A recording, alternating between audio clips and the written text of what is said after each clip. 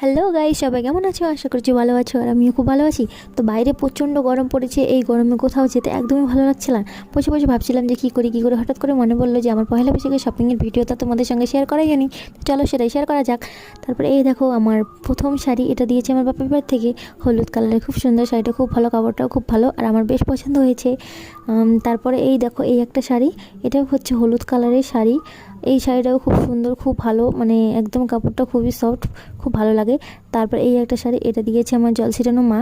তারপর এই একটা শাড়ি, এটা আমার বড়বাবু দিয়েছে। আর এই শাড়িটা দিয়েছে আমার শাশুড়ি মা। সবগুলো শাড়িও খুব সুন্দর, খুব ভালো, আমার খুব পছন্দ হয়েছে। তো এই দেখো আর ব্লাউজের কালেকশান, এটা হচ্ছে ব্ল্যাক কালারের, পিছনে ডিজাইন করা, আর এটা হচ্ছে ব্লু, একই রকম তিনটে ব্লাউজ মানে অর্ডার করেছিলাম অনলাইন থেকে, আর এটা বাজার থেকে কিনে নিয়েছি।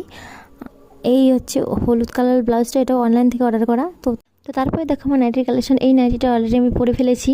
তো